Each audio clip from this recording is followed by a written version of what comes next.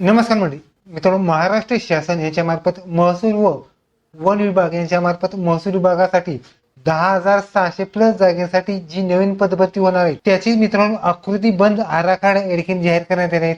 यामध्ये मित्रांनो तुम्हाला कोणकोणती पोस्ट असणार आहेत, किती जागा असणार आहेत, बाकी संपूर्ण माहिती आजच्या व्हिडिओमध्ये आपण पाहणार आहोत।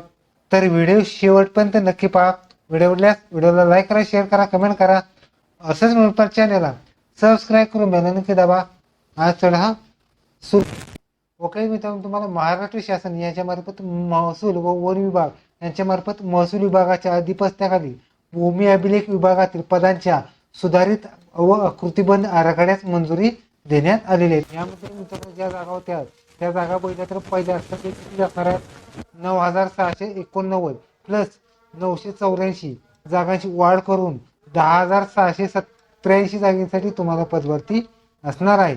आता मित्रांनो ह्या ज्या जागा असतात त्यामध्ये जागा पहिल्या तर महसूल विभागाच्या अधिपत्याखाली भूमी विभागात सद्यस्थिती मंजूर असलेल्या 9,689 पदापैकी 994 पदाची वाढ करून 10,683 जागांसाठी सविस्तर तुम्हाला जाहिरात प्रसिद्ध होणार आहे।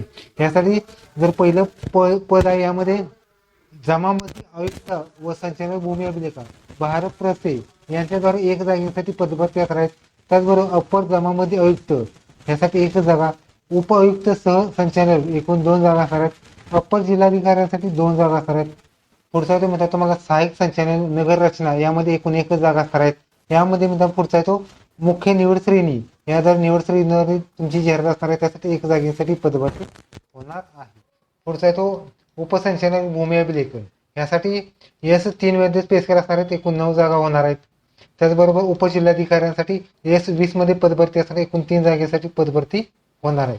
त्याचबरोबर पुढचा तो जिल्हा अधीक्षक भूमी अभिलेख यासाठी 46 जागेसाठी तुम्हाला पदभरती होणार आहे। त्याचबरोबर पुढचा तो सहाय्यक संचालक लेखा यासाठी एकूण 1 जागा असणार आहेत। तहसीलदार असेल त्या विभागातील एकूण 2 जागा, लेखाधिकारीसाठी 2 जागा असणार आहेत। उप अधीक्षक भूमी अभिलेख 515 सगळ्यात जास्त जागेसाठी तुम्हाला पदभरती असणार आहे। त्यासाठी पुढचा आहे तो सहदुय्यम निबंधक वर्ग 2 यासाठी एकूण 1 जागा, सहाय्यक लेखाधिकारी यासाठी एकूण 9 जागा, नायब तहसीलदारसाठी एकूण 4 जागा।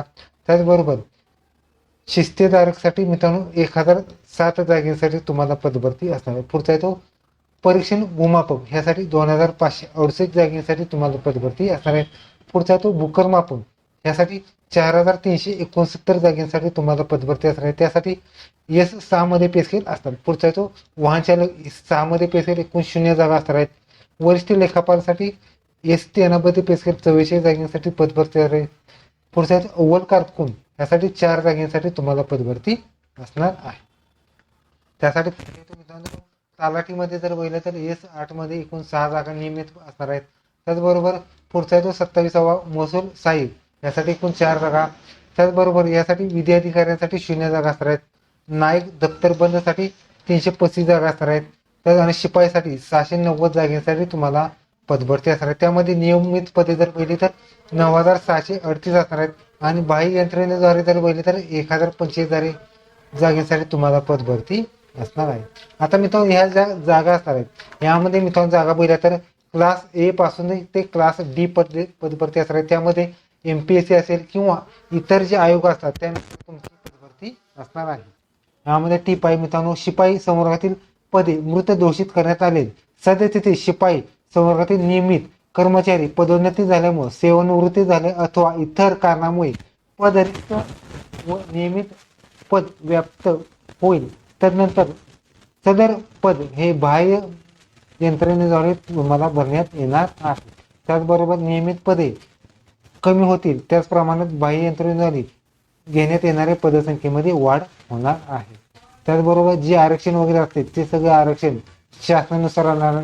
यामध्ये जमाबंदी आयुक्त असेल आणि संचालक भूमी अभिलेखा महाराष्ट्र राज्य असेल, पुणे कार्यालय, उपसंचालक भूमी अभिलेख कार्यालय, जिल्हाधीक्षक भूमी कार्यालय, उप अधीक्षक कार्यालय व नगर भूमापन वगैरे जे अधिकारी असतात त्याद्वारे तुमची पदभरती होणार आहे।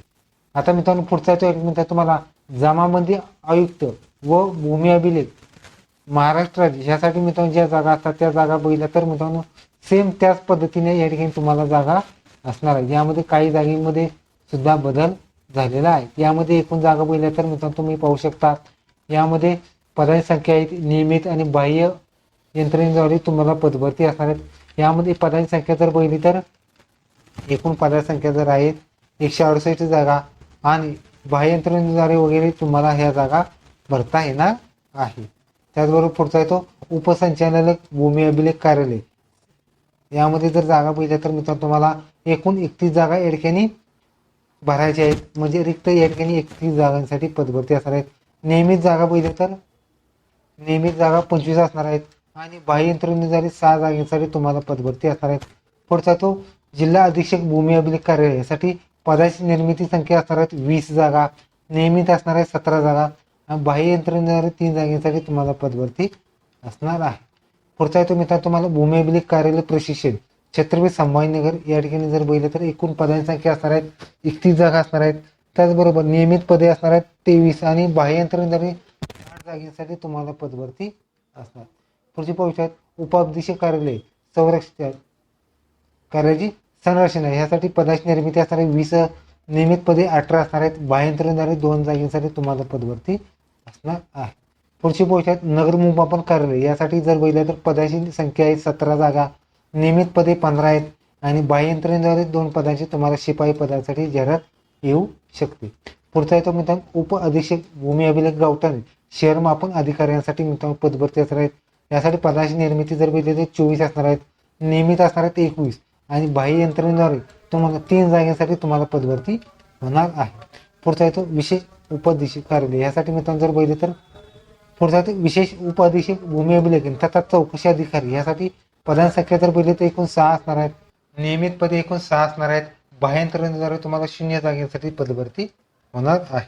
पुढचा येतो मित्रांनो तुम्हाला परिशिष्ट अ मध्ये कार्यालयाचे तुम्ही नाव पाहू शकतात आणि मुख्यालयाचे नाव सुद्धा पाहू शकतात. म्हणजे येत्या काही 1 ते 2 महिन्यामध्ये तुम्हाला जवळपास 10,683 जागांसाठी तुम्हाला सरळ सेवून या ठिकाणी महसूल व अभिलेख विभागामार्फत तुम्हाला पदभरती येणार आहे. यामध्ये काही जागा जर बघितल्या तर मित्रांनो तुम्हाला प्रामुख्याने MPSC मार्फत होऊ शकते. काही पदभरती जर TCS किंवा IBPS द्वारे तुमची पदभरती होणार आहेत. यामध्ये सरळ सेवेसाठी सुद्धा काही जागा राखीव असणार. ओके, एवढंच होतं एक अपडेट. व्हिडिओचा लाईक करा, शेअर करा, कमेंट करा. धन्यवाद. जय हिंद.